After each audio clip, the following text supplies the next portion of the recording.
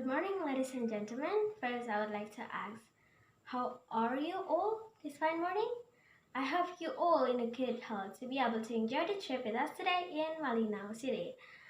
I would like to introduce myself before we continue our trip. I'm Siti Juniaty Adhira, and I'm your tour guide for today's trip. Before we leave the hotel, I would like you all to check your belongings and make sure that you didn't leave anything behind. If everything is in its place, let us all proceed to enter the transportation that has been prepared for us. The first place we are going to visit is Kayan Mentarang National Park. Let me tell you a little bit about our first destination. Kayan Mentarang National Park is located at the border between Indonesia and Malaysia. The exact location includes Malinaw Regency, Nunukan Regency, and Bulungan Regency. The park is central to the World Wildlife Fund Heart of Borneo initiative, which aims to protect the transboundary highlands of Borneo, which straddles the three Southeast Asian nations of Indonesia, Malaysia, and Brunei Darussalam. About its culture, of course, the Dayak tribe cannot be separated from the nature of Kayan Mentarang National Park. The park is inhabited by several thousand Dayak and Punan people who live from shifting cultivation and rice farming. If you are lucky and decide to stay longer, the Dayak tribe will display several cultures, including dances that can occur at celebration of holidays, weddings, harvest, and visit from guests. Kayan Mentarang National Park is also a historical place, at least for people of North Kalimantan. Some evidence and heritages of past events can still be found inside and outside the area. Some examples of these historical finds are stone graves, ammunitions, king's grave, and many others. With its beautiful and enchanting environment, I promise you're going to enjoy your tour here in Kayan Mentarang National Park. Now let me say a few words about the famous sites and tourist attractions in Kayan Mentarang National Park. First is Ulung Waterfall. This 50-meter high waterfall is located in Long Bojungan. Being in this waterfall can neutralize thoughts and feelings. And to reach the Ulung Waterfall, it takes approximately half an hour along a path that starts from the bank of the Bojungan River.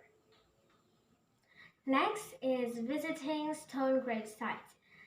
This site is located on two upstream rivers, the Bojungan River and the Bahau River. It is known that this site is a relic of Morek tribe. This shows that at least this area has been inhabited since 400 years ago. Last but not least, Long Tua grasslands. Long Tua grasslands are also a favorite destination for our visitors. The reason why this place is so popular is because it is the habitat of the remaining wild bison on the island of Borneo. Plus, the occasional deer and wild boar also roam around. Alright everyone, we are going to be pulling up to our destination in just a few minutes.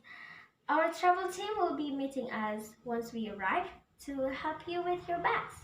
I hope all of you have a lovely visit to Kayan Mentarang National Park and enjoy everything it has to offer. For the rest of today, you can all rest before we start our tour tomorrow morning. I hope you all enjoy your stay at the place that we have prepared for. Thank you. Good morning, ladies and gentlemen. Welcome back with me, Siti Juniaty Adhira. And I hope you all in a good health, so we be able to enjoy the last day of our tour in Malinaw. We finally arrived at our last destination, Setulang Tourist Village. Let me tell you a little bit about Setulang Tourist Village. Setulang Village is one of 4 tourist villages in Malinaw Regency, North Kalimantan. This village, which is included in the Malinaw Selatan Hilir sub-district, has been inaugurated as a tourist destination in Malinaw Regency. named Desa Wisata Setulang on October 2013. As can be seen here, Setulang village is a village that has distinctive culture that is still preserved by the traditional culture of the Dayak Kenya or Malung. Villagers still maintain their language, customary law, culture in their daily lives. You can see that over there, the villagers from Setulang are making handicrafts.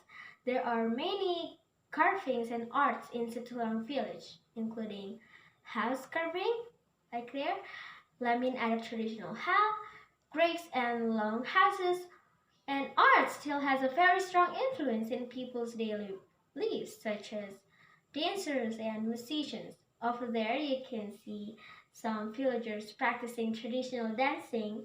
They practice regularly at the added hall.